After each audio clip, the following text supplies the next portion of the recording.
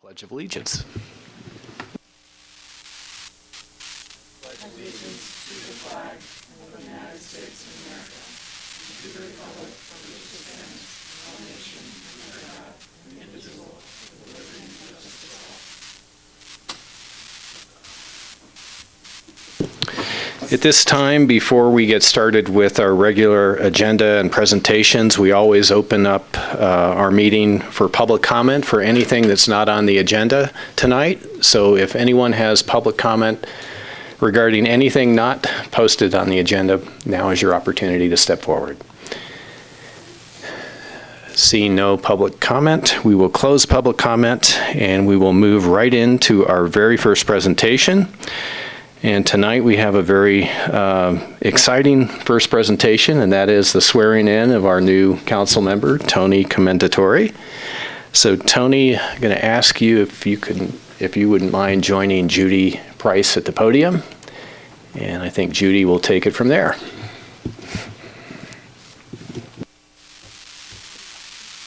I'm going to have you raise your right hand and repeat after me.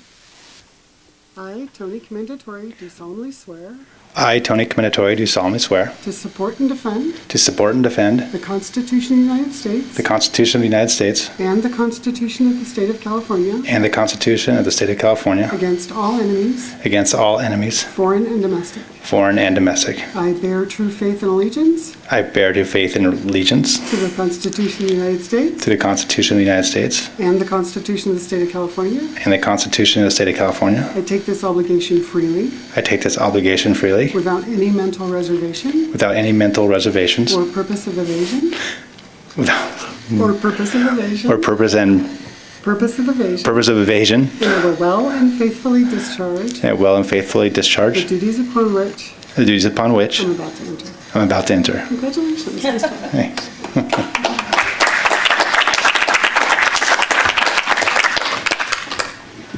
Congratulations, Tony, and welcome to the council. We're going to do something similar to what the Rotary Club does. We'll give you a minute, fine-free, to say anything you'd like. You don't have to say anything if you don't want to, but just, give you an opportunity if you'd like. Well, I'll say, first of all, I'm very humbled that I was selected, and I'm very excited to see what comes next and to be able to have the opportunity to work with the four of you, to work with the town staff, and help make a difference and make, hopefully, in my words, a dent in doing what's right, what I find what's right for the citizens of Truckee. So I'm very excited. Thank you, Tony. We've got a couple of other presentations, so what we'll do, we'll open up all the presentations for public comment afterwards.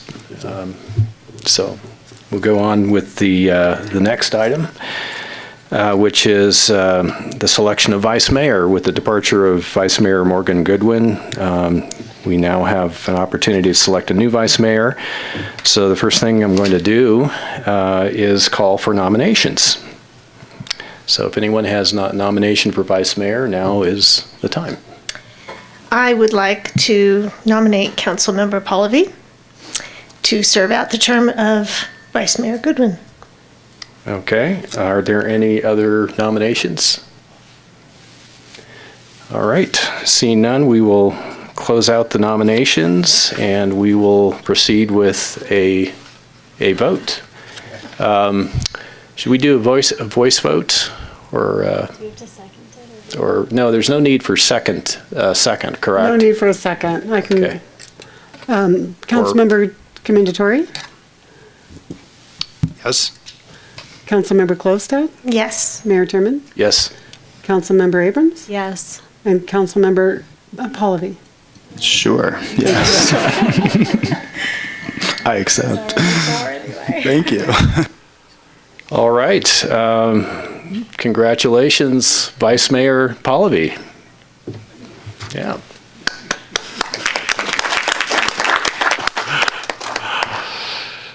Okay.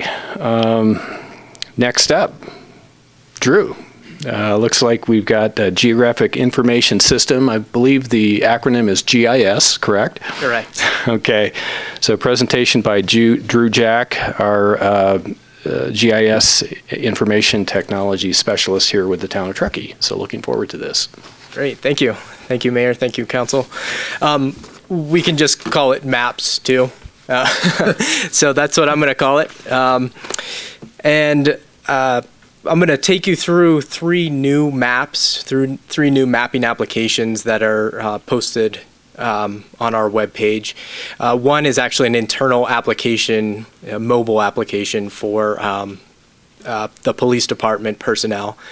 So I'm going to start with a really cool map that the theme to this presentation is really collaboration. So each map has been a collaborative effort with various departments. This first map, which highlights open projects, so capital improvement projects and private development projects, is really an effort from engineering, from planning, from the clerk's department. So it really highlights how we've worked across the divisions. So without further ado, we're on the main town webpage, and this one's easy to find. So it's a project map. So we click on the center, projects. You can see there's a list of projects with descriptions broken up between CIP projects and private development. The map is just below. So click on the map.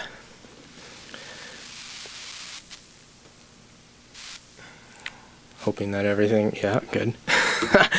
So right off the bat, you see three different symbols. Let's see, three different symbols. The construction camera map, or the construction camera symbol, the active construction CIP symbol, and then also a major development under construction symbol. And then there are other features that are not checked that we'll kind of briefly go through. But let's first start with one of these fun ones, which is a camera. So right now we have two construction cameras on two of our CIP projects. One is Stockgrass Springs Roundabout. The other is the Envision DPR. So with this map, you can just click on the camera. You get a little pop-up of the project name and then the link to the construction camera.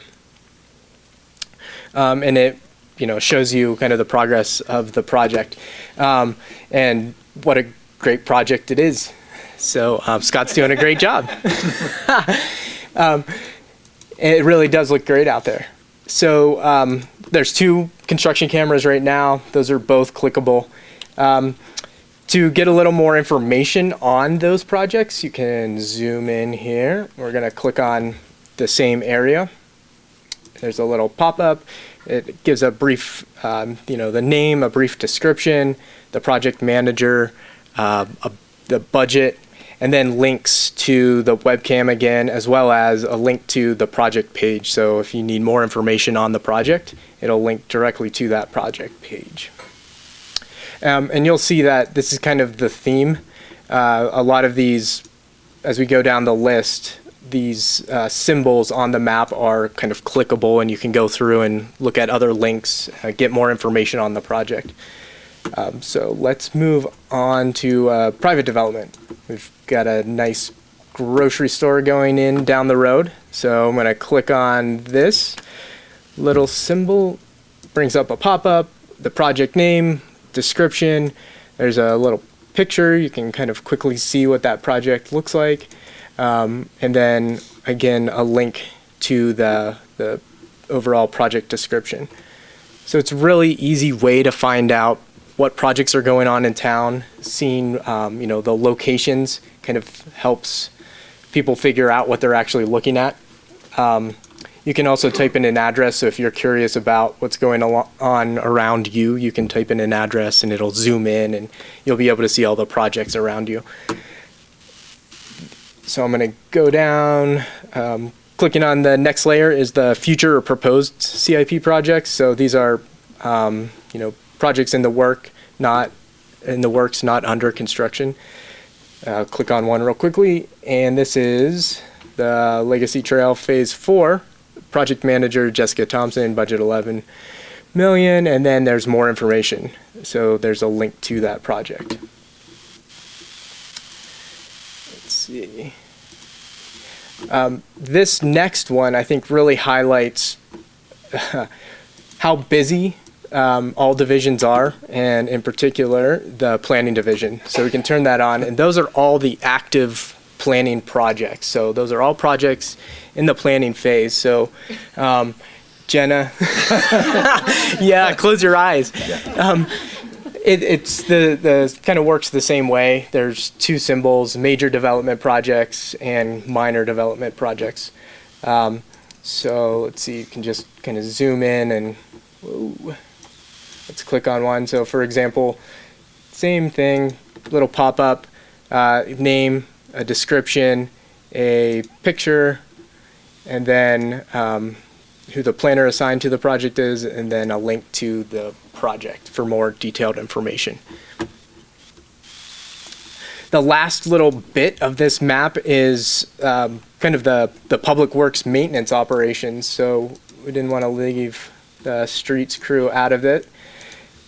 So if you're curious about where they're crack sealing or doing ditch work, these are layers that are updated daily, so you can see their progress. They automatically update from the program that Public Works uses to input their tasks and work orders and stuff. So it's an automatic feed, so it gives you an idea of where they've been and where they're going, which is pretty cool. There's a lot going on right now with all of these layers clicked on. But so that's the project map. It's pretty exciting. Hopefully it's useful. Hopefully people use it. The next two maps I'm going to show are kind of in a different direction. So they're emergency preparedness, disaster preparedness maps. One is a revamp of an existing map. It's the evacuation route map. So I'm going to go back to, again, I'm just navigating from the town homepage. So I'm going to go to Government Emergency Services, and then down to the evacuation route map. Boy, I have a lot of tabs open. So this is just a little revamp of the earlier evacuation route map. It has a little more detailed information about where you can find more information if there's an emergency or an event. It has links to evacuation guides. And we've kind of outlined neighborhoods a little better, taken off some of the roads that didn't really focus on the main evacuation routes. You can type in an address, so I'll just do this. Oops.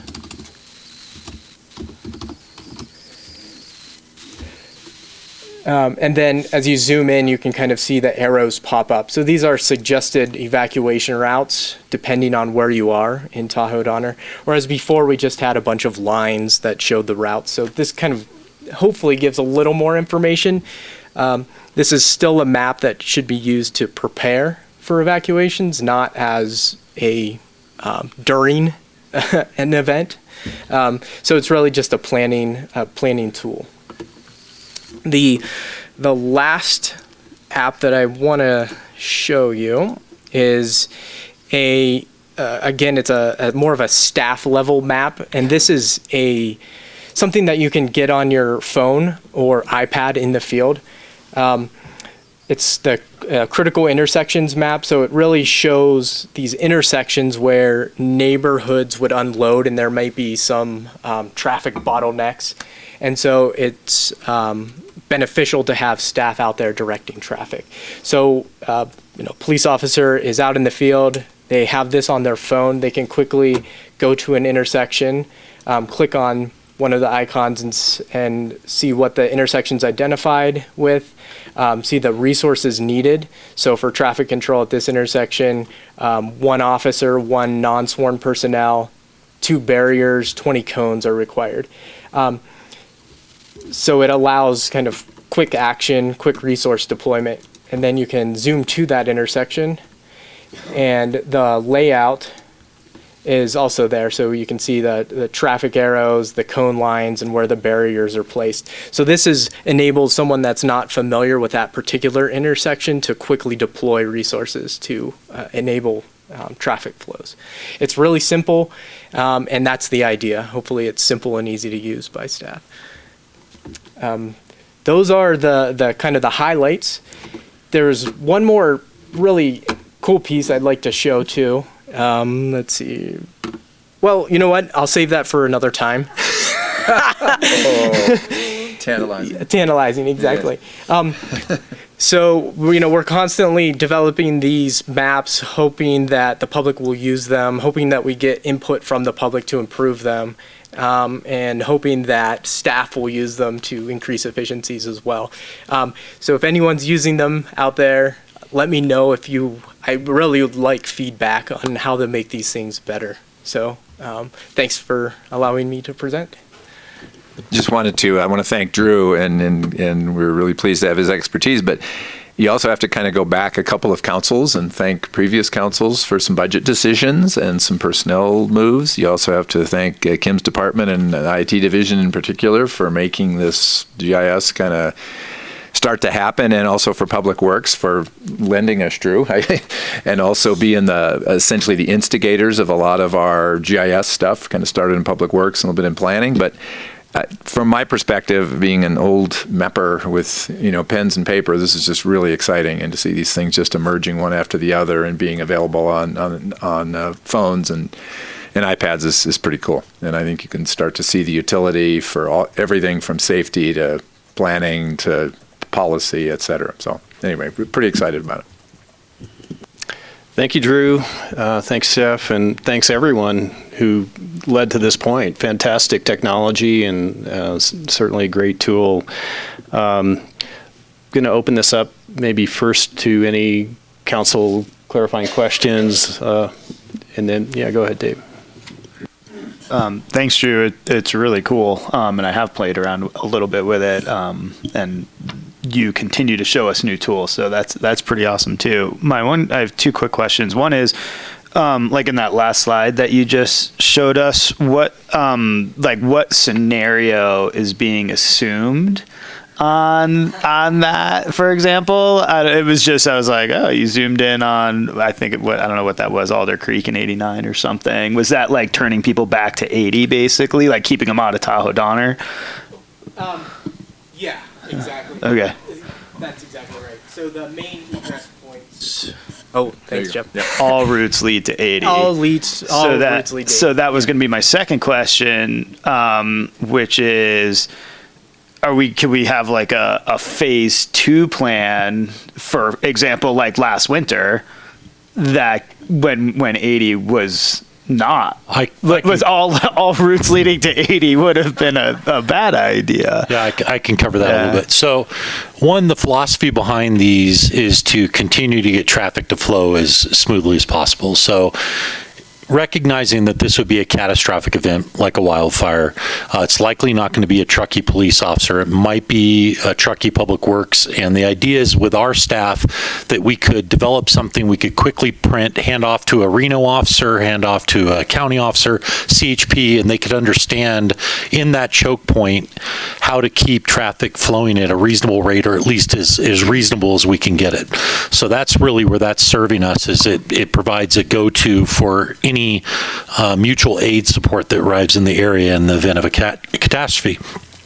As far as doing the reverse is concerned, to put it bluntly, the people own the roadway and they have a free right to movement.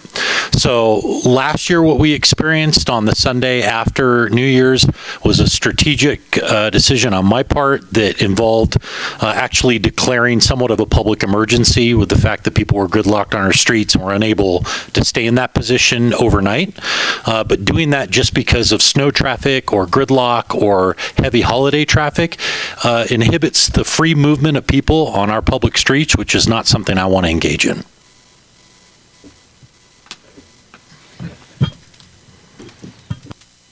Because it wasn't an emergency situation from a life-threatening, that particular was because we didn't want people sleeping on the streets. We were worried of other issues that might come from that, right? Correct. That's kind of your reasoning there. But at the end of the day, roads being closed and there being too many choke points, that's not what this is intended to sort of inform at this point. Right. To take 6 hours to get from Squaw to your home in Tawadana is not considered a public emergency. Right. Yeah. It's just a extremely inconvenient event. And you happen to be skiing at Squaw. That was your choice, right? Yeah. So. Got it. Thank you. Any other questions? Okay. Thank you again. And Drew, now that you tantalized us with something that you were going to show us, but you didn't show us, we'll have to get you back sooner rather than later. So, okay, at this point, we'll open up all of the presentations to public comment. If anyone has public comment on anything that we just witnessed, now is your time. All right, seeing none, we'll close public comment. And we'll move right on to our consent calendar this evening. We've got 2 items. We have item 6.1, which is the minutes of the August 13, 2019 regular and closed session meetings. And item 6.2, consultant selection for the preparation of an environmental review document for the residences at Jaboom Street. Would any member of council care to have an item pulled for discussion? All right. Any member of staff? Any member of the public care to have an item pulled for discussion? Okay, seeing none, we'll close this out and bring it back to council for a motion. I move that we approve the consent calendar. Kiana, you have a second? Second. Thank you, Jessica. All in favor? Aye. Opposed? All right, our consent calendar is approved. And now we'll move right into our first discussion item of the evening, a staff report, the Truckee Chamber Integrated Marketing and Communications Plan for 2018 and 19, the annual report. And Hillary, and I believe Colleen, right? And Lynn. All right. Great. Thank you, Mayor and Council. I'll kick it off with a quick introduction, and then we'll get to hear from our partners at the Chamber of Commerce. So tonight, we're here to hear an annual report and review the work completed over the past year under the town's contract with the Chamber of Commerce, which provides marketing, communication, economic development, and visitor center operations for the town.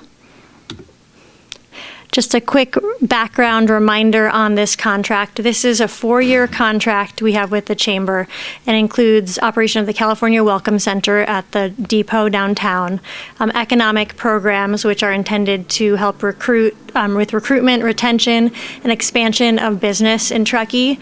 Also under that is a annual quality of life survey and socioeconomic indicators for the town, so development of those programs and implementation on an annual basis. Community engagement services, which the Chamber helps the town with, engaging the public on various topics, putting out their weekly Big Life newsletters, for example, putting on the monthly Good Morning Truckee, which they did this morning, as well as destination marketing services. And the destination marketing component is partly funded by this contract, as well as funded by the TBID, the Truckee Tourism Business Improvement District. And that component will be presented in October at the time when the Chamber presents their TBID annual report and budget to council. So we'll hear about the other programs tonight. Just an overview of the funding under this contract. So under the 4-year total, the town provides substantial funding of about $1.6 million. There also is a match funding requirement. So there's Truckee Tomorrow, which is fundraising that the Chamber undertakes to support these initiatives. There's also a requirement for Chamber to provide match funding, which can be in kind. And then the contract references back to the TBID, which again is a separate program, but the visitation component is related between the contract and the TBID. This contract is set to expire on June 30th of 2020. So I just want to highlight that we are now into the final year of the current contract. We do anticipate the discussions about contract renewal and next steps will be starting this fall. This discussion overlaps with the almost simultaneous expiration of the current T-bid term, which expires September 30th of 2020.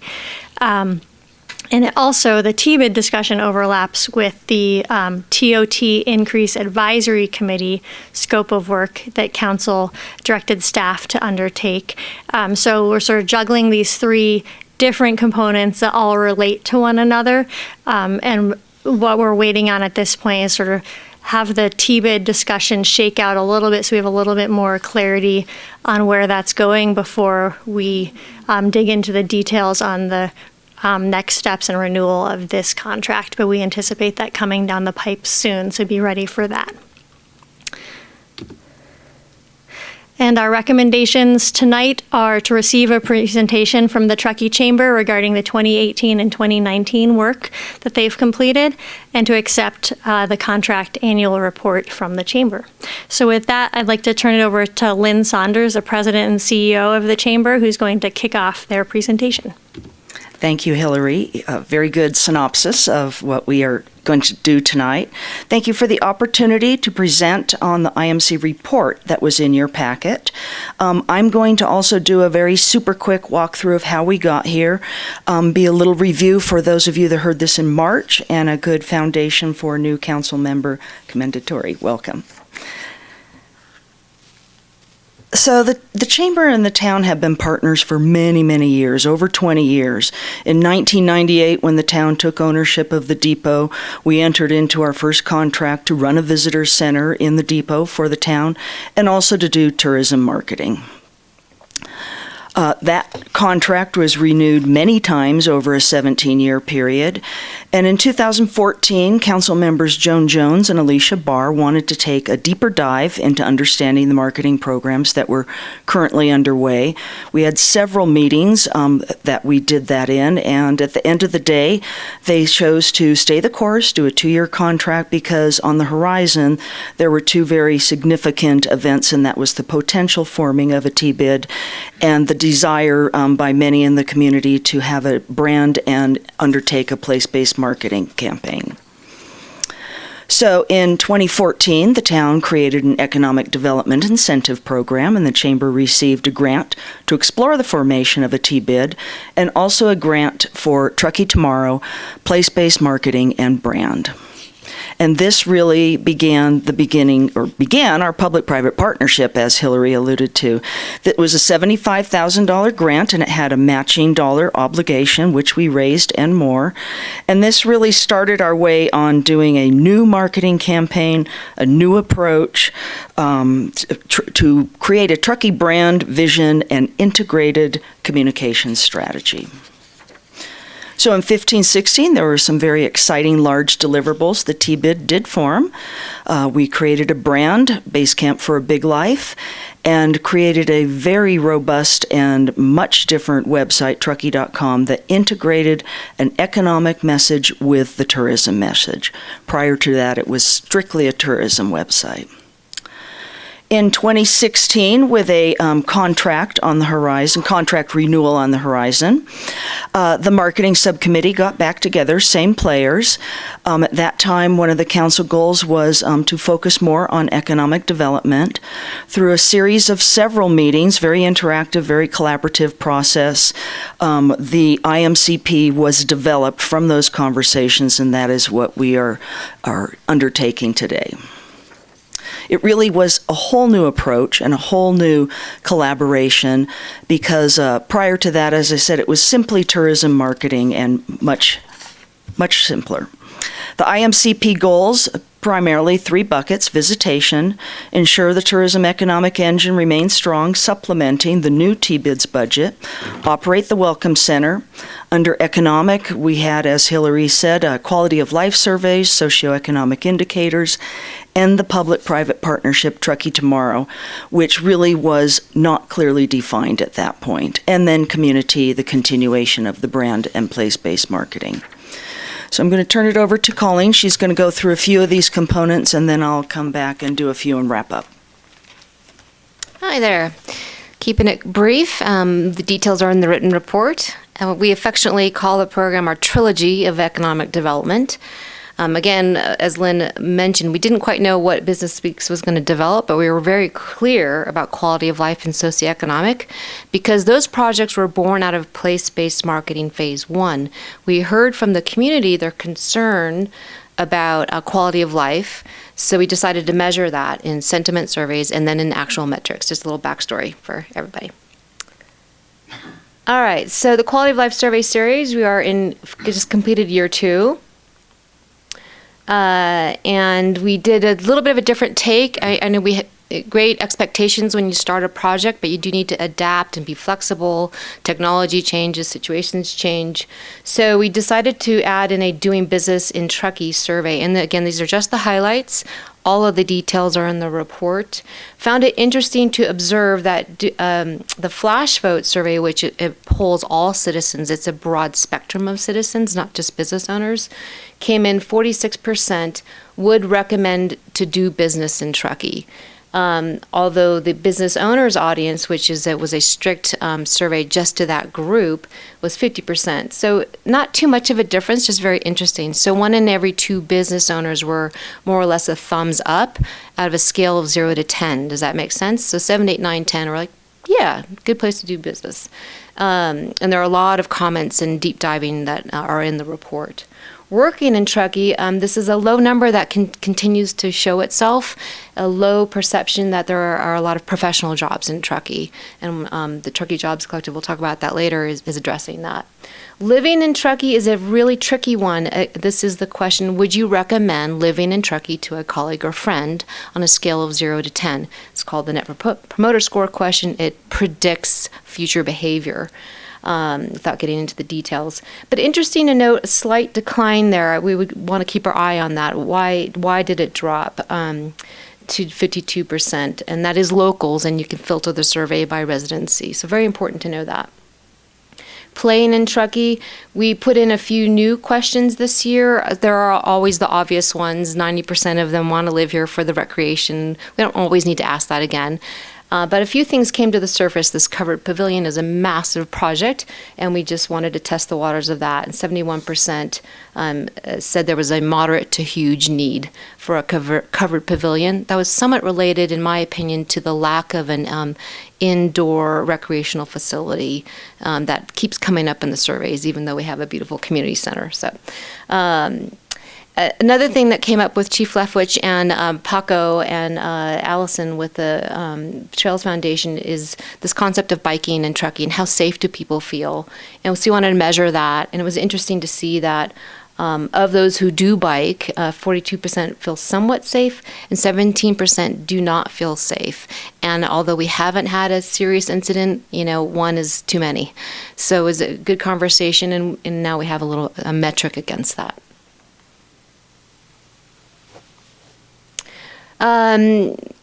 So those are the qualitative feedback. Now the quantitative boils down to our economic indicators, which Council approved last March as our official database record of indicators that the media is aware of.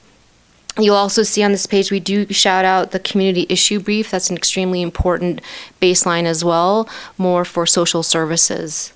And then we also have the Tile Prosperity Report because we're in close contact with Heidi. Again, it's all in the report, but just some interesting key takeaways. Perhaps no surprise, unfortunately, a sense of safety and how important is that to our community is a very big bump.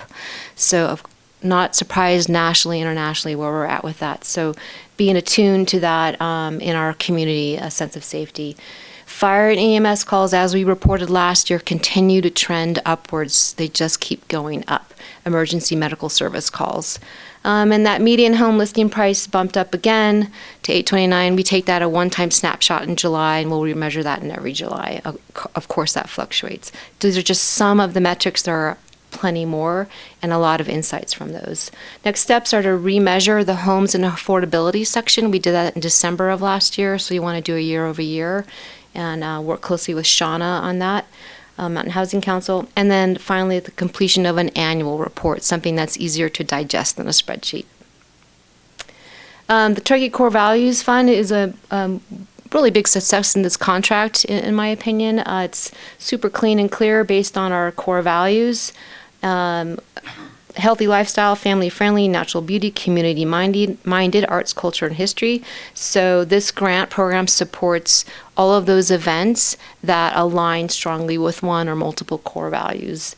And we happen to have given 56% in the arts, culture, and history category last year. So we're already in the cycle right now, and it is a very smooth process, and we work closely with TTCF on that. Truckee brand and community.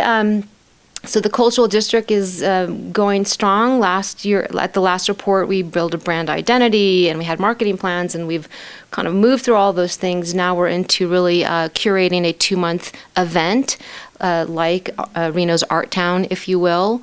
So we aggregate all of these existing events and experiences into a theme, and with much local community engagement. Hillary and I have meetings with the art folks, and we work through a lot of things. We also highlight local artists in the e-newsletter. There's a section actually in our Visit e-newsletter that goes into all of the Create a Big Life opportunities in Truckee.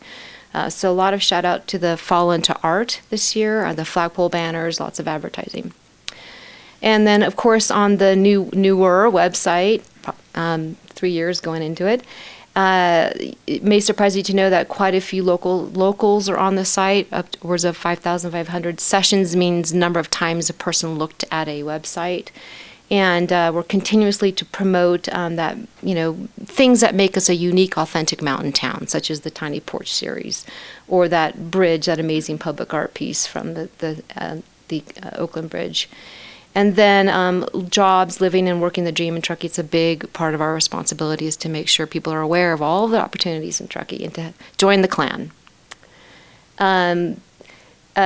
Pretty big undertaking to do profiles of big life locals, and they range from athletes to specialists in physical therapy to making coffee. And look, you could live here too and be a part of our growing middle class. And we really like to showcase all of these amazing, successful people that really fit in our community. Just taking a quick pivot here. So now we're moving on to Truckee Tomorrow, more or less the economic version. We had our second year of Business Speaks. Quick reminder, that was gathering all business leaders in the community to come together and discuss our highest priorities. They come out in the hundreds, and they're different. We see regulars and we see new folks coming through. So they're really robust meetings, and those led to the 3 projects. I'm going to talk about one, and Lynn's going to talk about the rest. The Truckee Jobs Collective is a project and outcome of the Employer Cooperative. In a nutshell, it's more than a website. It's an actual human being that's helping to concierge, coordinate, match make a need over here with a fit over here, and maybe even a trilogy over here. So websites don't solve everything. You need a human being. And then also marketing, promotion, and buy-in is obviously super important. And then we really like the idea of having, this sort of speed dating, matchmaking, everyone in the room together concept. So we're rolling those out seasonally, and those are pretty exciting. And we've had several matches so far, right? So just a few, what it looks like. We really tried to make this site appealing to attract mountain people, and we did whole benchmarking of probably a dozen other job sites out there, but really making it unique to our mountain culture and attracting those type of people here is critical. So imagery is very important. We are diverse, age, gender, ethnicity. We really want to show ourselves a welcoming community to all types of folks. I'll turn over to Lynn. So the projects that we keep mentioning came out of Business Speaks, things that we heard, common themes. So in addition to the Employer Co-op, which is now the Truckee Jobs Collective, Growing Our Own is one of the projects, and that's to really expand upon all the existing programs, the great programs that are going on at the school district and the college. We have done, here we go. some shadowing of successful programs such as up in St. Charles Health System in Bend, Oregon, and that trying to see if we can maybe learn what they are doing there that's successful and see if we can create a similar program here with the Tahoe Forest Health System. They're talking about trying to do a week-long shadow program, and in working with the school district, there are shadow programs, but there is room for enhancement of those. We did a survey, or the project team rather, did a survey and a focus group of young adults who were raised in Truckee. Did they stay in Truckee to work? Did they pursue an education, a career? To really try and start to understand what obstacles and key factors there were into returning. Perhaps they went to college and they want to come back and start to raise a family and start a career here. And also what skill sets and training opportunities would have been valuable that perhaps didn't exist. Trying to identify those gaps and opportunities where maybe we can work collaboratively to develop some of those. And also, the project team's working on putting together a marketing plan to enhance awareness of the current programs that are currently going on in the school district. It was very apparent in our first Business Speaks, January 2018, that there was a lack of awareness of the many great programs that are going on. You know, they're saying we should do this, we should do that, and it's like it exists. And so I think we can really be a bridge to the business community, get more engagement there, and more awareness of all the things that really are going on. For example, people thought that vocational education had gone away. Well, it hasn't. It just has a new name, Career Technical Education, CTE. So another one of the projects, the last one, is developing Truckee's entrepreneurial ecosystem. And this group is very long-term vision and really the most highest level, great group of entrepreneurs that are getting together. Many hours of robust conversation about what the characteristics of a healthy ecosystem are and how that might translate to Truckee. They hired a graphic recorder to hear all of their ideas and insights and thoughts, and they created this map, and really the guiding light is up in the upper left-hand corner, and that is to build a diverse, rising tide economy while maintaining and growing a vibrant middle class. They started with a business survey to understand from a high level what the current business landscape was. They've done some benchmarking as well with the Greater Colorado Venture Fund, and that group has been a champion for startups in rural Colorado for many years, and they're very successful. We also met with EDON, trying to find out what they have been doing, what their successes have been, their ecosystem and their strategies, and how we might strengthen ties between Truckee, Tahoe, and Reno for the betterment of entrepreneurs. And they're keeping an eye on public bank legislation that's going through California. They really, one of the items in the map, as you might have seen, was creating some sort of community investment model. And a public bank may be it. It is going through the legislature, and if it were to pass, we understand there would be a bill that will create grants for rural communities to develop a public bank. There's obviously lots to learn and lots to go through with that, but it is an opportunity that this group is keeping their eye on. So finally, I'm going to talk a little bit about the Welcome Center, which really is more in the visitation realm, but since it is a significant part of our contract, staff wanted us to put it in this portion of the report that you received. California Welcome Center, as I said, we started that in 1998 as a visitor center. In August of 2009, there was an opportunity to transition that to a California Welcome Center, working with the State Tourism Office, Visit California. It's one of a network of 19 throughout the state of California. Over 250,000 people go through that center every year, 7 days a week, 9 to 5:30.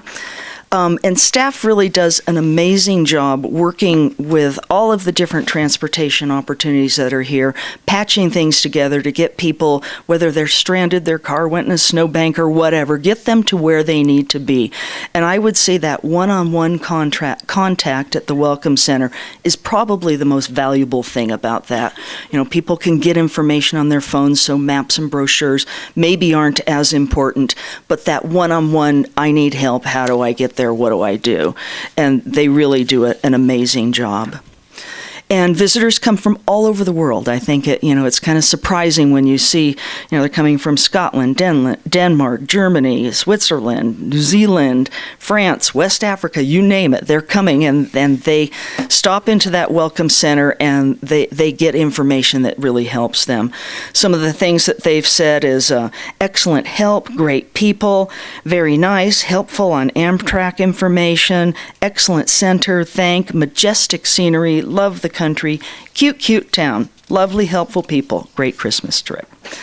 So anyway, it's a really valuable part of this community, and so we're proud to be doing that work.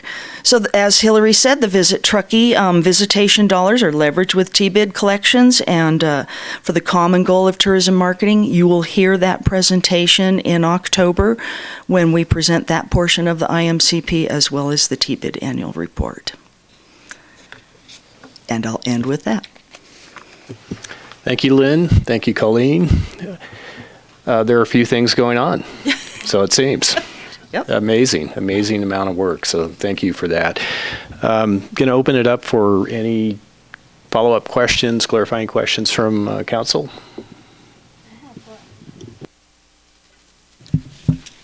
Hi, thank you so much for the presentation. I always look forward to getting these updates. There was one item in the report that caught my attention, and I was hoping, it's really just out of curiosity, but it seems interesting that last year 38.6% of the respondents to the survey had incomes of $60,000 or higher, and this year 55% had incomes that much higher. Are incomes in Truckee raising that or increasing that significantly, or are you having a different population who's responding to the survey? That's a huge jump from 38 to 55%, earning more than $60,000 a year. That's a very big jump. Curious, yeah. This is Colleen again. Thanks. I'd have to look into that to see, make sure that the right filter's on and how many respondents there were. I'd have to look into that a little more. So I'll get back to you on that. Yeah, thanks. I mean, it is really just out of curiosity, but that's a huge increase in a significant income. So I'd be curious to learn. Thank you. I'll just make sure the language is right and the terms are correct, and I'll just take a look. Any other questions from council? Thank you so much for the information. I'm always up here making notes of, I need to go check that out or look into this. It really is a wealth of information. But I have to admit, I'm still kind of new to figuring out how all the different organizations work together. So forgive me. Maybe this is a naive question, but I was really struck by the first goal. The first thing I read, of course, was the agreement. And the first goal being the economic one, promote the retention and expansion of the existing businesses, the establishment of new businesses, year-round, diverse, not dependent on weather. I thought those were brilliant. Through strategic partnerships and messaging about the Truckee brand and our quality of life. So these flash votes are definitely informing a lot of the quality of life information. What type of metrics do we intend to use to understand how we're doing on the rest of that goal? Well, I think a lot of that goal is part of the Entrepreneurial Ecosystem Project team. And that you were spot on when you're saying that the recruitment, retention of diverse businesses that are not tourism or seasonally weather dependent is crucial. It's a big goal, and that's why I say that group probably has the most longest range vision. And I think as they start to hone in on what they are, is there the development of an economic development person, entity, what have you, that might actually do that work and then develop those metrics from there. But that is part of Business Speak, so that we could learn what people needed, so that we could form these project teams that could start to focus on those individual efforts. So the entrepreneurial ecosystem is the one that's most targeted to what you're mentioning. So the business speaks, and not necessarily the Truckee Tomorrow, because I saw, the center of the sun is essentially kind of a synopsis of that goal. Yeah. So that's why I was just kind of trying to figure out who's tackling that one. Yeah. So Truckee Tomorrow who's tagged with that? Truckee Tomorrow is really the umbrella, the economic development initiative, the public-private partner that partners the town's money with private investors. Under that, we have that trilogy of economic development activities, the quality of life, the socioeconomic, and Business Speaks. Business Speaks was a new initiative launched last January. From that, our project teams, those 3 project teams, came out of that. So there is kind of a hierarchy, you're absolutely right, and it is kind of confusing. But the really overarching goal of Truckee Tomorrow, and especially the entrepreneurial ecosystem, is that building the diverse rising tide economy while growing and maintaining our vibrant middle class. Yeah, I think that is a beautiful synopsis of that economic goal. So that's wonderful. Thank you for helping me understand the different sandboxes and how we all play together. Yes, it's confusing. Councilmember Klofstad, I would only add, I think you were also getting at, what metric are we using? And unfortunately, we do not have a business license metric. And that is something that's been talked about quite a bit, but we currently don't have a way to measure how many licensed businesses we have, how many employees those businesses that do exist here have, et cetera, and so forth, other than doing a survey, which would only reach, it wouldn't be perfect. We wouldn't know everything, but without having that license information, it's also hard to have that factual, information on that other section. So. Absolutely. That is kind of the metrics that I was curious about, that, and inclusive of that, some other information about how many employees do they have? Are they full-time? Are they part-time? Is this a year-round business? Is this a business that is very local-based or tourist-based? Or is it an online business that's serving the world, that type of information. And because I think there's a lot of opportunities in our community for all of those categories. And I think we could get there on some of that, certainly over the next few years, at least on the, some of the information the secondary information from our existing businesses. And I know business licenses have been talked about for, I don't know, as long as I've been in this community. And, I think that conversation continues as far as I know. So I look forward to hearing more about it. Just a quick add to that. So the Truckee Business Climate Survey we did in fall was probably the most robust business climate survey that we've ever done. And it's in the packet, and you can click through it online. But it asks a lot of those questions. We don't know. We truly don't know. So 108 respondents, I believe, gave us a bit of a litmus test of that. To what degree do you depend upon tourism for your business? Because that's what we're trying to measure and what we're trying to get away from. So it is a big, hairy, audacious goal, and this is truly the first few years are just getting going on that. But to Dave's point, if we had business licenses, we'd have charts and graphs and industry lists and probably be much more accurate. Yep. All right, thank you again, Lynn and Colleen and Hillary. Any other council questions before we open this up for public comment? Okay, we'll open this item up for any public comment. If there is any, please step forward. Seeing none, we will close public comment, and thank you again. I don't believe there's we're not taking a vote on it. We received and we've accepted the report, correct? All right. Thank you. Do we have any council discussion or commentary that we want to add to this?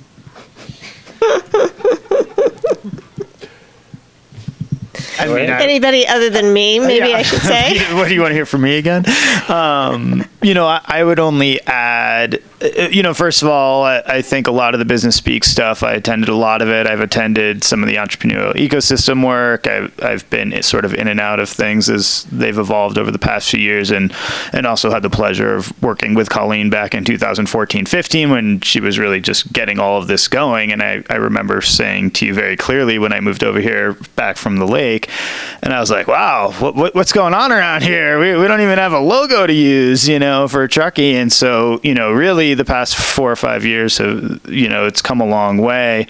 And, we're really, feels like we've been getting our feet wet and shoulders wet and head wet for the past few months on the T-bid stuff. But a lot of us are also realizing a lot of these conversations are just beginning. So on the contract renewals, I think as the next few months go on, it's going to be important to hear both from council as we talk to the chamber and sort of work on the details of some of these contracts of really what are the priorities for the next 4 years as we work to figure out what those work plans are going to be, so that we're all aligned and these reports are valuable and they're interesting and we're actually gaining the information that we're looking for in order to have better decision making up here on the dais and feed into all of that. So that's what I would throw back at us up here, and otherwise. It's been a great relationship that we hope to continue, and the amount of work that you've provided us just in the staff report is a lot of reading, and we appreciate it, and it's all really good stuff. So keep up the good work, and thank you.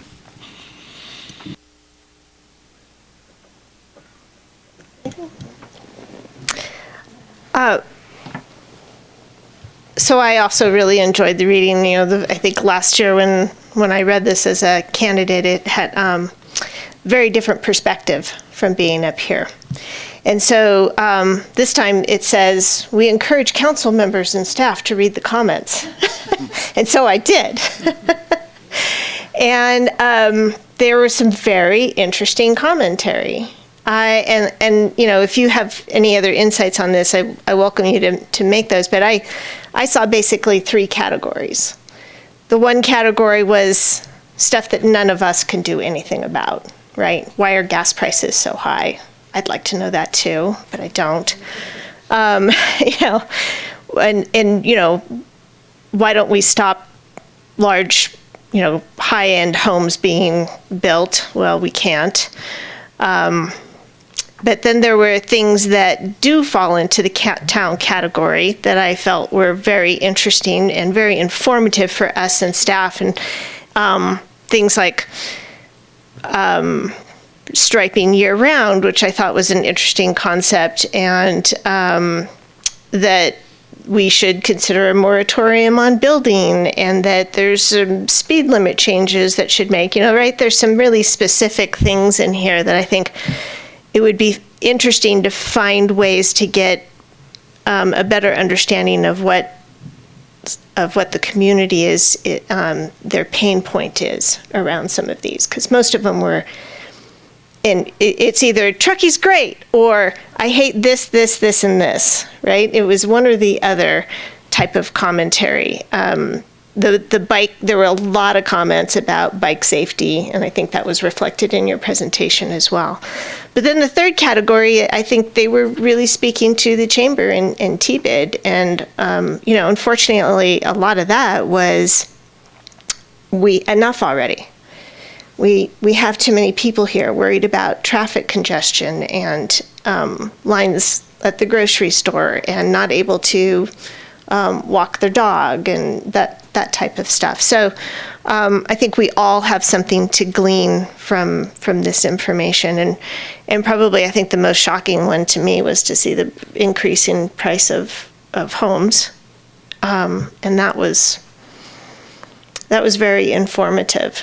And then at the same time, we had a Mountain Council or Mountain Housing newsletter, and where Park City had done what was it? It was basically a survey of wages in their community, and they were making the connection of that to their housing situation. And I just thought that would be a very interesting piece of this puzzle to start looking at as well. So those are my thoughts. All right, you guys get my first comments. So, similar to Dave's view, seeing the chamber evolve over the last 20 years or so in Truckee and seeing this data come out, I'll break it in half. The first 10 years of that 20 years, it was a chamber, it was a social thing, it was a mixers, it was the different things. What we're seeing today, I think, is exactly what we asked for. We asked for a more vibrant business community, more diversity, bring new types of business in that aren't related to weather, bring new types of businesses that are, we'll call it middle class or professional, trying to change the picture of the types of businesses that are here. And when the first time the Big Life local thing came along, I think I was one, I think you were one, and I didn't really understand what the concept was. I just kind of went along with it.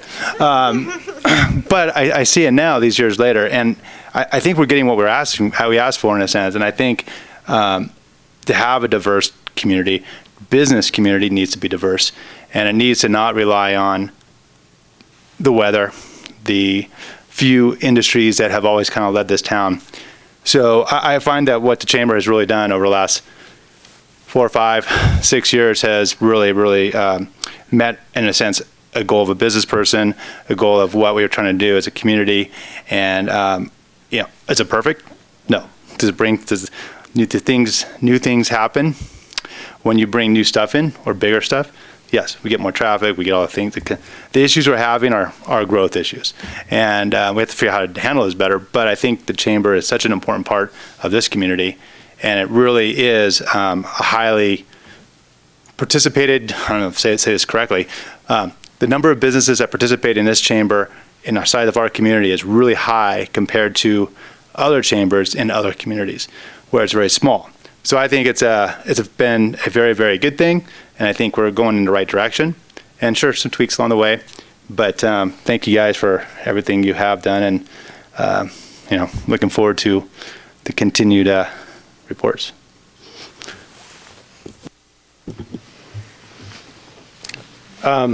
Maybe I'll just round out by saying I recall a couple of years ago, maybe my first annual report as a council member, head was spinning after reading the report. And to some degree that continues with this report, and I think but I mean that in a positive way, only because there is a lot going on. There's a lot of initiative, a lot of engagement with our community. A very vibrant, active chamber is a sign of a healthy community and a sign of health in our community in a way. And so really appreciate that. And I think look forward to the continuing relationship. I think there's some symbolism with you now being in the same building with us. And in a way, the chamber is sort of a de facto economic development department of the town in a way. I know we have one, but I think ours complements exactly what you're doing. So I would just close by saying keep up the great work and look forward to strengthening and building on the relationship. So thank you. Unless there's any other comment, I think we'll open this up to, oh no, we did that already, right? Okay. All right, let's back up, and I think we have now officially accepted and received the report, so thank you again. All right, we're going to move on to item 7.2, which is a staff report on the potential reappointments to the General Plan Advisory Committee, otherwise known as GPAC, and it looks like Jenna, you're queued up. Thank you, Mayor, and good evening, and welcome, Councilmember Commendatory. Congratulations. This will be quick tonight. So I think you're all aware we're in the midst of a general plan update, at least I hope you all are. And you may recall just about a year ago today, you appointed a 20-person GPAC, and since that time we've been meeting almost on a monthly basis, either as the larger GPAC or now we've actually got 2 subcommittees, and then we have a vision statement writing team. So we've got a lot going on with the general plan update. What you see at the bottom of the screen are the stakeholder interests that last summer the council decided you wanted to be represented within the GPAC. So we've got a council member, we've got a commissioner, we've got folks that represent housing interests, alternative transportation, we've got a couple of folks that sit on nonprofits, we've got business representation kind of running the spectrum from small to large, at least for Truckee standards. We've got someone representing our downtown, and we've got 3 different homeowner or resident at large. Those are folks that really don't have a specific stakeholder interest. They're just folks that are interested in the general plan. We've got in the environment represented, then we've got energy, sustainability, and water. Youth representatives, we've actually got 3 high school students that jointly split a single appointment, though they all attend every meeting. It's pretty exciting.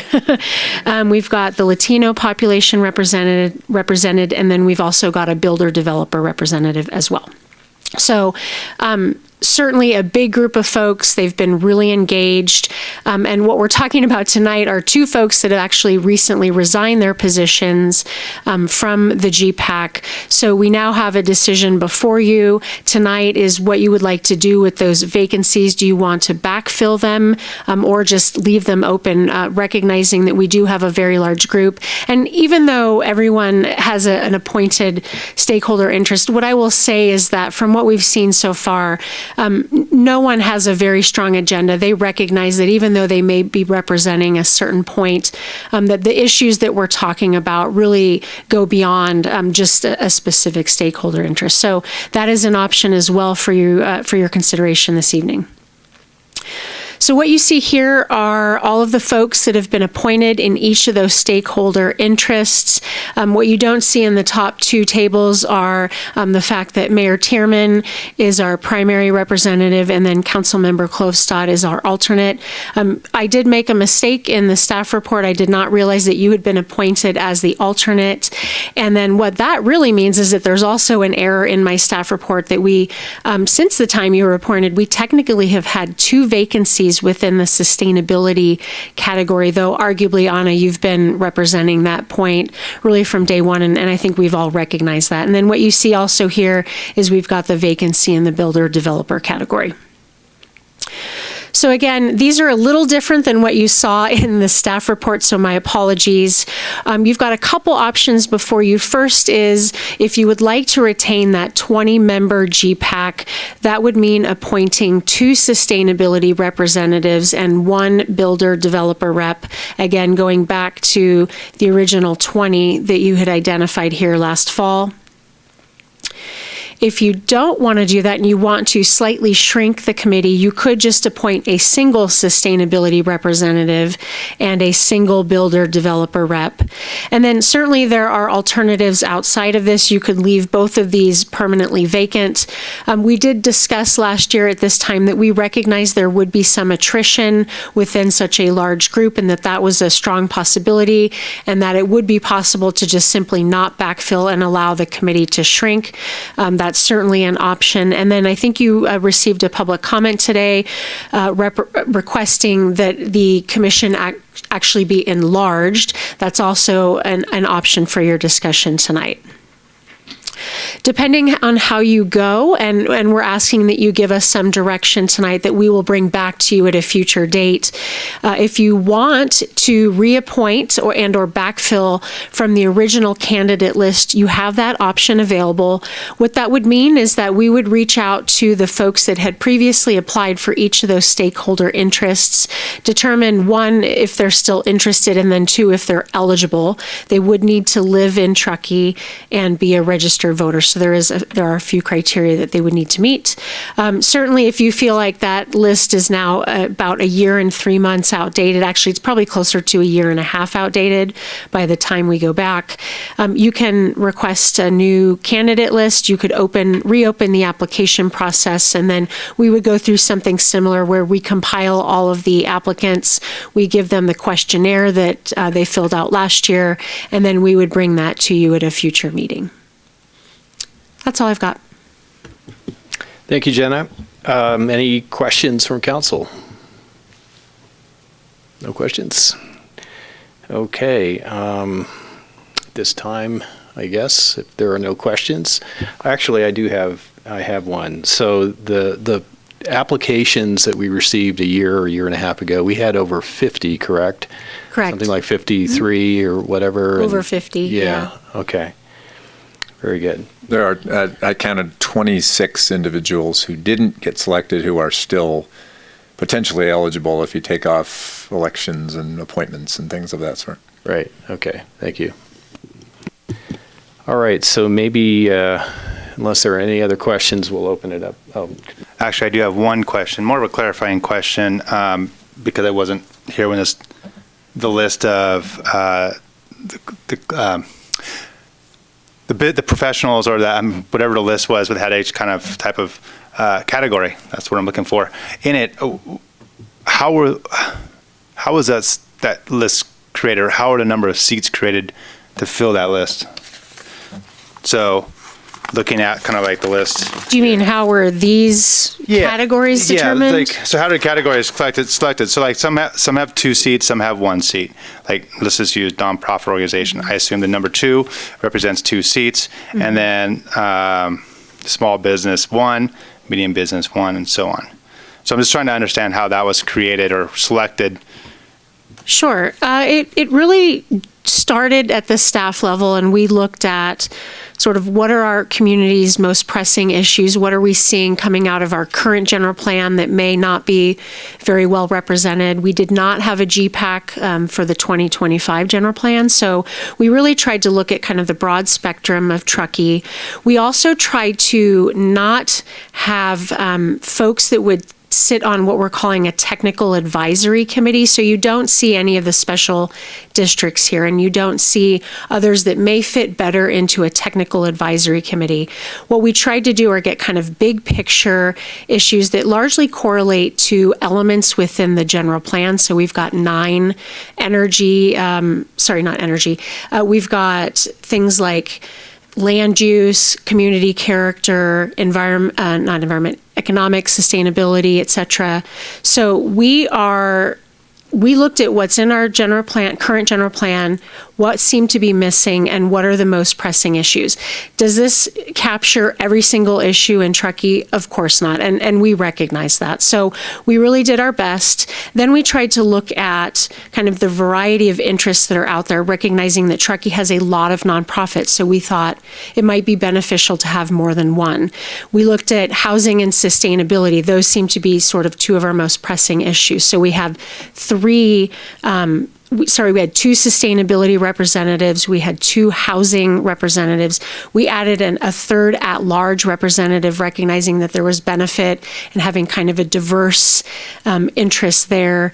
Really, it just resulted from staff's initial input, and then we brought it back to the council multiple times for additional fine-tuning. So this is really where we landed, also recognizing that we'll have those technical advisory committees that really have a separate focus from just specific interests within the general plan. If I could add one other piece of information, that when we began this process, we were hoping for a smaller number, I guess, a little more manageable group, because they're very complicated issues, and when you're up to 15, 20 people, it's very difficult sometimes to get through those issues. And we found even by creating these little subcommittees, we're getting work done because we're smaller.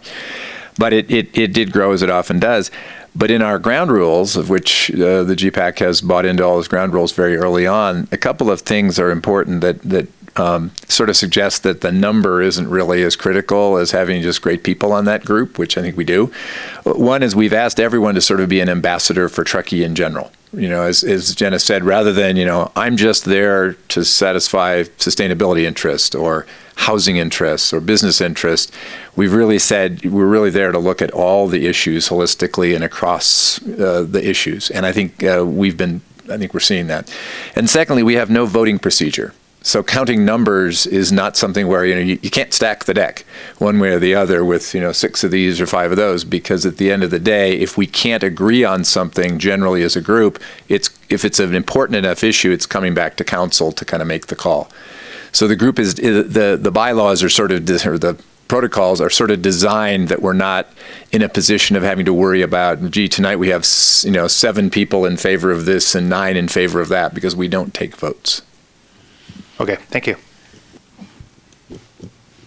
Any other council questions before we open this up? Okay, we'll open this up for public comment. And if you have public comment, please step forward and state your name, and you'll have 3 minutes. Oh, the mic is still on over here. Hi, it's Susie Tarnay. I just want to say you had a lot of incredibly qualified applicants the last time, and a lot of people who, about half of them were disappointed. So I do urge you to, more public involvement for me is always better. So I would say call back the folks who put in their applications last time, and then maybe solicit more, because I just always feel like more is better. Thank you so much. Thank you, Susie.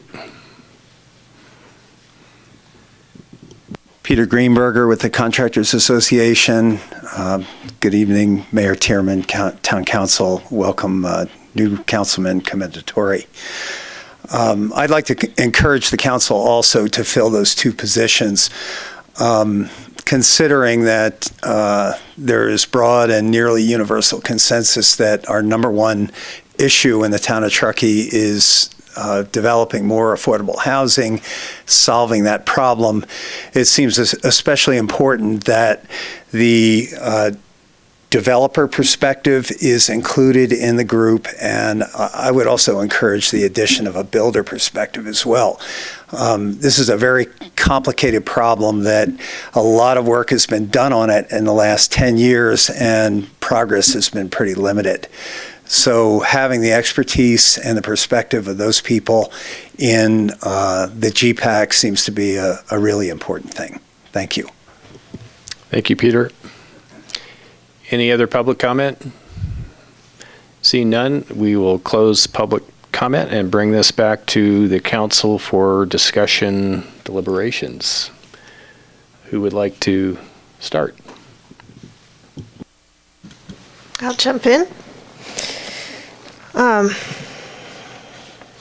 Jenna, thanks for the overview. And yeah, you're right. We did originally have 2 sustainability. And I think that was because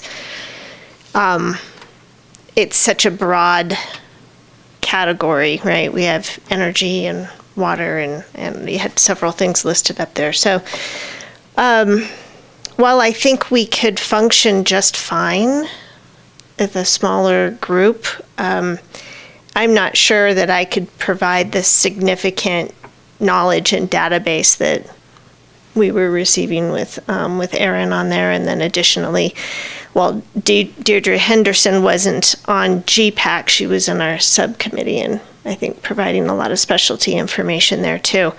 So I'm definitely in favor of going back to the list and seeing who is still eligible and interested. What I'm hesitant to do, though, is to bog down the process and staff time with broadcasting this out again and trying to get more people involved. I think we have a lot of really great representation here already. If we can't find any eligible and interested individuals from this list, maybe that's a different discussion, but I think that would be my first preference. With the But the special nuance there being, are we just going to the people that identified the interest in those categories, or are we reaching back out to all the people? Because one kind of unique circumstance I think we have is with Jan Zabriskie. For some reason, he didn't identify with a specific category, yet I think he would serve very well as the sustainability energy representative. I believe that's because he had been appointed to the Planning Commission at that point, so it was somewhat moot. And that makes sense. Thanks for that clarification.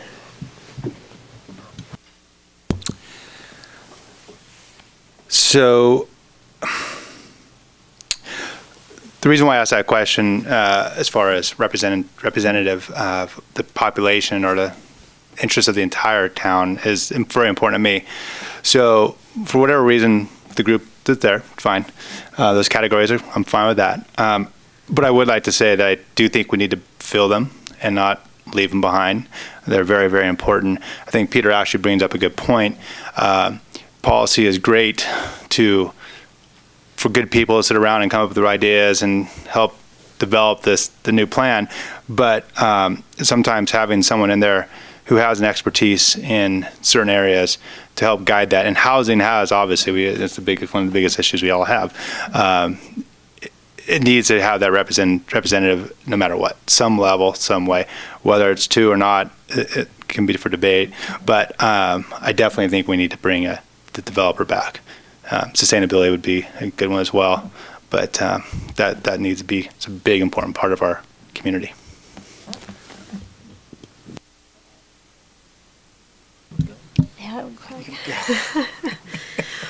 I have no problem at all with adding 2 more people, and I agree that it needs to not be cumbersome or weigh down the forward movement. But also just to keep in mind that when we moved forward with the 20-person committee or the 20-person GPAC, it was with the knowledge that there would be some attrition. We knew that it wouldn't end up at 20 in the end. So what are we going to do when the next people drop out? Or do we wait until we have like 5 spots open and then do applications? Or so I guess looking forward, if it's going to be a significant amount of time, we're going to have other people who are no longer able or willing to serve. And then how are we just going to go back to that original list every time? Or I think it makes sense to kind of look forward at what we're going to do when this happens again in the future. Though I'm totally fine having a 20-member GPAC with every member of the public who wants to participating, or with saying, this is how we designed it. We knew we would lose some people, and that was kind of part of the master plan with it. So I think either are logical, but that we just need to think about what we're going to do when more people drop out. I think we're generally on the same page for the most part with everybody. To maybe quickly get to Jessica's comments, I think that 2 is a good number. I agree with you. I don't think every time somebody resigns, we necessarily have to have an agenda item and talk about who's going to replace them. Minimum of 2 maybe is maybe something we at least move forward with. I also just think that the 2 people who did resign did hold sole seats, right? So I do, if it was one of those nonprofits that backed off, I don't think we'd be as time sensitive to appoint somebody else. So that's just my comments related to that. I think I agree with what you guys were saying, which is I'm on board for appointing going to 19. Replace the one sustainability and one builder, seeing, but it was a question to Councilmember Klostad. I'm assuming you are sort of staying on board and staying engaged. I think as long as you are and you're committed to that, then I'm comfortable with the 19 scenario and going forward with that. if you weren't, I would say maybe we go back to that 20-person scenario. So that's maybe a question to you. Yep, they're not going to get rid of me then. They're not going to get rid of you. Well, then I'm fine with the 19-member GPAC. I would say I don't think any planned meetings need to be held up in the meantime that we're doing this. Proceed as normal. And I think if I heard what you guys were saying down there was accurate, I'm totally fine with, hey, let's start with what we've got, contact them, if there's interest, find out who's a yes, who's a no, and bring it back to us and we take it from there. I agree. I think it would sort of be a disservice to open it back up to the public when we had so many people apply who wanted to serve and didn't get it. I guess is sort of my thought is why open it back up when we do have a list in front of us and these folks stepped up the first time. Let's keep them engaged if we can. So I would say only if we got no's across the board would we need to open it up to the public. But so for the record, I do feel these seats are important. I do want to fill them. I would start with what's in front of us. I agree. I think we've got a consensus up here. We had 50 applicants a year and a half ago, and I would be willing to wager that they're all very interested still, those who were not selected originally. I agree that it's important to backfill these two positions. These are two important community segments that are represented here: development, builder, and sustainability. Whether it's 19 or 20, either way, from my perspective. And what's interesting is the GPAC has been. I think the committees have been very engaged. The attendance has been good. And I would expect that's going to continue. We have probably another year, at least, of a year and a half, perhaps, of the committee work ahead of us. So, I think it sounds like we may have a consensus up here on how to proceed. So it sounds like the consensus is one sustainability person, one developer builder person, go to 19. Anna continues to kind of do double duty as the council alternate and sustainability second. We did have one clarifying question, though. Originally, people were asked to give their first, second, and third preference. Most people did. A couple didn't, but most did, as to which categories they thought they best fit. What that leaves us with is about 5 applicants, I believe, we would go back and talk to who previously identified in sustainability or builder developer. Do you want us to just go back to those 5 people, or do you want us to give 26 people the opportunity to recategorize themselves if they choose to? I know it's complicating things, but it's a fairness question, right? It's a question of, because people, and again, it's more work if we went to 26, obviously, and more complicated, but it is what it is. Okay. Yeah. So if you could help with that. Yeah, we'll open it up for council feedback. We start with the 5, and then We could certainly do that. Yeah. Yeah, I agree with that. Okay. So does that would that include Jan, because he did not get the chance to select since he was on? Okay. Yes. And anyone else, I don't think there was anyone else that chose not to select, but if there was, we could ask that individual as well. To check in with those people. Jerry Blackwell. I don't know who that is. Okay. One other observation, with every GPAC meeting, I've noticed there are a dozen or so people who are not members of the GPAC representing various segments of the community who are attending and participating and offering feedback. So there's still that potential as well if anyone's feeling a category is underrepresented. I don't think anyone's feeling that, but that's been very encouraging to see as well, that level of involvement and engagement. So. David, can I add one other thing? My only concern about the 5 or any number there, it doesn't really matter the number, 20, whatever, is only that if we're trying making sure the person is representative of that category. That, and I would say, like, if those 5 who identified themselves in that groups didn't fit, then the question would be, what next? So that would be something to think about, because we may have a what next. I also wanted to add one other thing on what Jessica had mentioned, which I think is actually a good point. This is, if you think you said about another 1.5-year process expected, so there probably will be more attrition. I mean, that's probably to be accepted. So having a good game plan after this, whether it's this group, whether creating an alternative list that's a little bit lower level, whether it's pulling the people that have been showing up who aren't part of the group, but some plan should be in place so we don't have this over and over again, the same discussion. So. We could handle that final point by simply adding another protocol to the GPAC itself, so it wouldn't have to come back to council. In other words, they could select their own next person if someone drops out. We just didn't happen to have a procedure like that, so that's another possibility. But perhaps we can take this in steps. Let's start with the people who identified, and if we get a couple names and then they want to participate, then we've got it. Okay. Sounds good. Any other feedback? All right. Jenna, do you have what you need? Yep, thank you. All right, thank you. All right, next item 7.3, which is a discussion of council committee and liaison designations.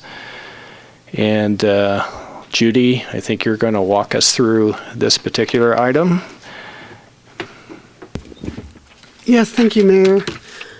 With the resignation of Vice Mayor Goodwin, there are a few now unrepresented seats on your appointment list. And somehow my word product disappeared. There it is. So the ones in red are the seats vacated by Vice Mayor Goodwin. 2 of them would automatically be filled by David Polivy, as they are designated as mayor, vice mayor seats. So he would be the alternate. Polivy would be the alternate for the Legislative Correspondence Committee, which I think we'll have further discussion on over the next year, and then the meeting designee for the mayor-manager meeting. So the remainder of them I leave for you to discuss and decide who you'd like to serve on those. But if I could add and perhaps simplify this conversation, the Reimagine Bridge Street and Bridge Street Advisory Committee are actually the same ones. That's one, so those go together. Well, it's gone from here now. Oh, it's gone. There it is. It's gone.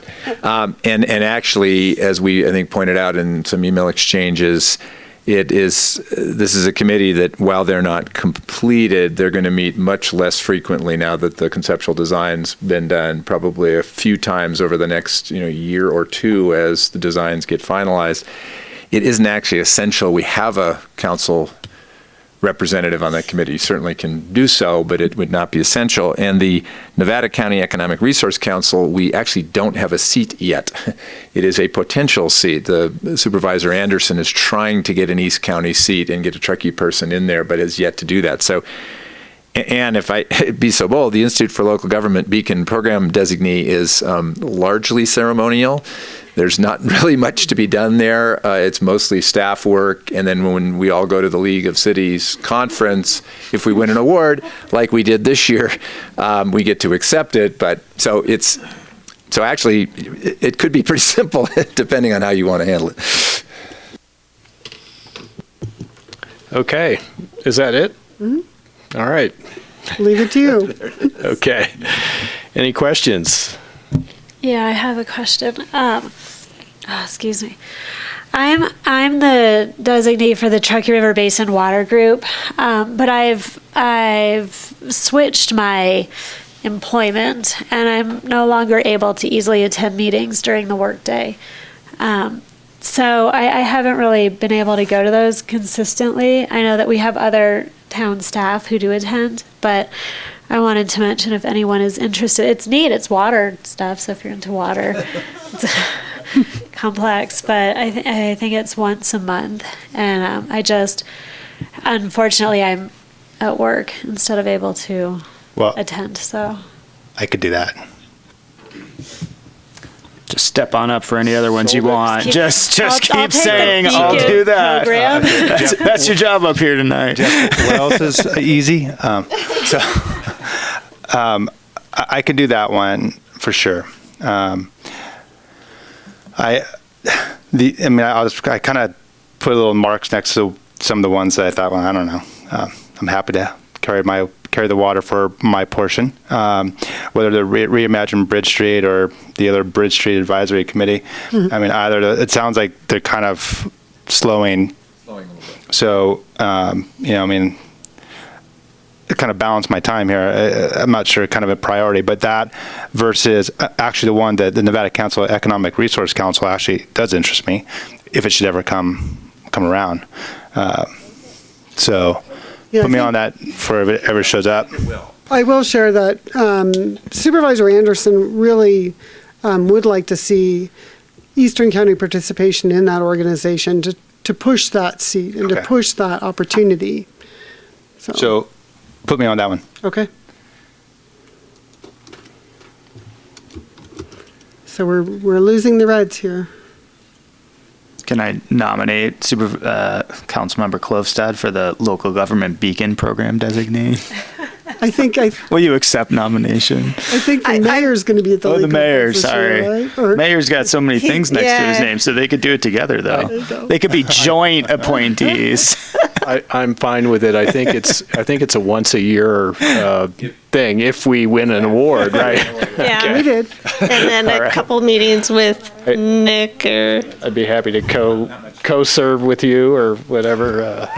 Absolutely, Okay. because as Vice Mayor Pallavi knows, that's a particular interest of mine.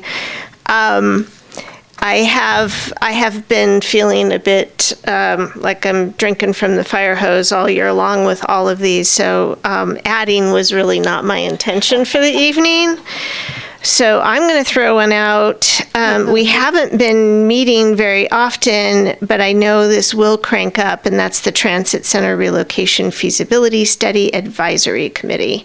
I feel like all the other ones that I'm doing kind of all go together, being the GPAC, the Climate Vulnerability Study, the Climate Action Plan, and now the Beacon. So if anybody's interested in transit, it has not been a heavy lift so far, but I think it will gear up eventually. How do you describe not being a heavy lift so far? Is that like one meeting or? We've had two meetings. 2 meetings. Yeah, Okay. right. I'm going to look to Dan. Dan, do you have a sense of how many more additional meetings there would be in for the transit relocation project for that group? Probably 4-ish. I'd be happy to do that. There you go. Great. That's why we like Tony. Good work. Okay. It looks like the list is complete, correct? Yes. Everybody happy? Any last second trades anyone wants to do? Okay.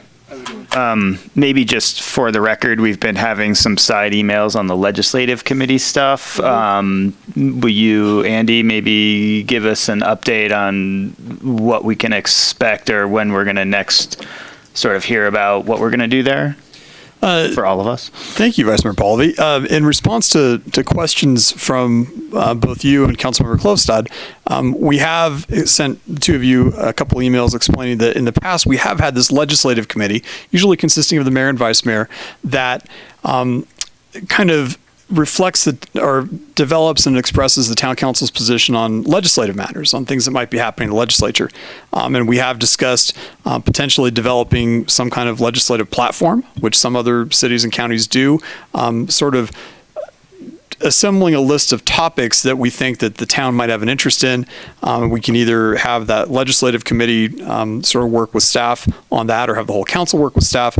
But the idea is to be able to react quickly and nimbly to express the town's support of legislation that we like, or opposition to legislation that we don't like. So we will. I have provided a kind of a draft platform from another city, and we might want to work with the legislative committee to tweak it a little bit, or if it's the pleasure of the council, we can bring that back to the entire council. I know Anna and I have had a chance to look at it. You know, Andy's really talking about Mammoth, so it's fairly in line. I'd be fine with sort of taking a quick stab at it at the committee level, and then at some point bringing it back to council. Maybe I don't know what kind of timeline you were thinking, Anna, but you know, maybe we got a lot coming up. I don't know, maybe like October, November. We thought about maybe at the mini team building. We might drop it in, because it's kind of a long-term, you know, sort of thoughtful policy kind of conversation. Looking forward. Yeah, we figured that might be a comfortable time. Thank you. Thanks for bringing that up. Okay, anything else? We're good. Thank you, Tony, for stepping up. Fantastic. And everyone else as well for all the representation we have here. So, Judy, we're all good, I think. Great, thank you. Okay. With that, let's see. Do we need to open this up for public comment or no? Yes. We do. Okay. Any Chip, Susie, any public comment? Okay. All right. Seeing none, we'll close public comment, and then we'll move on with our council reports. We'll start with Councilmember Abrams tonight. I don't think I have anything to report. My children started school. We did our first full week. We all have colds. So Truckee's building our strong immune systems for the winter. I think that's all. Thank you. Councilmember Klofstadt. Well, since our last meeting, I did enjoy our last Truckee Thursday, which was just wonderful. It was small and charming. I love this tradition, and it really brings our community together. I enjoyed the first day of school as well, getting my kid out of his cave and watching all the scholars in our community celebrate the return to school and some new schools, which was really fun to see. And then over the weekend, I saw Mayor Turbin and his wife at the art hike put on by Trails and Vistas. I have not done that for years, and it was phenomenal. Just really, every year they seem to up it. So, and it had been a few years, so this was really above and beyond. And then I went to the World Concert at Sand Harbor that night, and again, just absolutely blew my mind. We're so fortunate to have that organization in our community. So, it was a wonderful couple of weeks. Thank you. Councilmember Commendatore. I made it in one piece. I'm here. Actually, as you guys some of you might remember more recently than others, the onboarding process, as I have worked through it, was actually, for me, I found it very enjoyable. Maybe I'm sick or something, I don't know. But I really actually gathered a lot of information and felt like probably a lot more than I know and will ever know. But like I kind of get a grasp of it. So it was a good experience, and again, I'm happy to be here and excited to see what happens next. Great. Vice Mayor Pallavi, got to get used to that new title. All right. In case you all couldn't guess, I've been in TBID meetings for 2 weeks. TBID meetings with chamber board members, TBID meetings with the actual TBID meetings with the renewal committee, and TBID meetings with staff.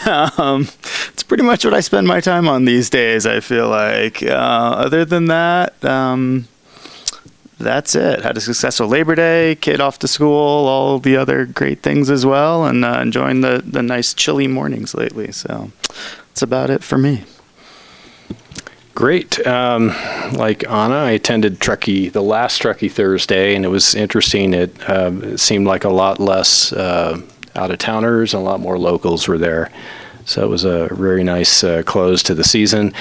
August 28th, the GPAC meeting with Jenna and the GPAC committee. So participated in that. And then September 5th, there was a Mountain Housing Council meeting to discuss the successor to the Mountain Housing Council. It was more of a committee meeting. Jeff, you were there, along with several others. And then this past Saturday, Anna, you forgot about this one, the launch of the TLC. Yeah, thanks. We had the launch of the Truckee Litter Corps. So Saturday morning, 8 o'clock in front of Town Hall. Erica Mertens did a terrific job helping to organize that. We had about 17, 18 participants that morning, and the idea again is sort of a commando unit to go out and pick up trash in either designated areas or areas that people know about. And I think we filled the bin back here with a lot of trash. So great kickoff, and I think we're going to get together and try to figure out how we can continue to improve it. And the next one will be first Saturday in October. So I was excited to see a couple of high school kids there going for community service hours. So I'm thinking we could probably leverage that a little bit. But yeah, that was wonderfully done. Love my yellow T-shirt, my bucket. And then also Trails and Vista, terrific. I'd never done it before. Absolutely an amazing event. A lot of artistry and music as you hike along the trails. So if you haven't done it, highly encourage it. Definitely going to do it again. So great event. And with that, I think we will. Yes, Jeff. Just a scheduling matter. So in recognition of both Yom Kippur and also in recognition of the fact that we have this mini team building on October 10, we have a scheduled October 8th regular council meeting. It appears that we have to do something. It looks like a fairly light agenda, but there's a couple of time-sensitive public hearings that have been noticed. What we're trying to do, I think, as we talked about informally earlier, is see if we could slide it up into the late afternoon, see how short we can make it so that we can honor the Yom Kippur commitment in the evening, and then but also get the public hearing kind of out of the way quickly so you're not too burdened that week with lots and lots of hours council meetings. So in a perfect world, we could cancel that out and just replace it with the 10th, but it doesn't look like we can do that. But so just be prepared for, 3 to 5 is what we're going to shoot for, something like that. We'll see what we can get done. Okay, so that'll be the first meeting in October. Yep. Yeah, okay. 2 meetings from now, but right. So Judy will be talking about that and trying to figure it out. Okay. Yep. Thank you, Jeff. Thank you. All right, so with that, we will adjourn until our September 24th meeting, 6 p.m. right here. Thank you.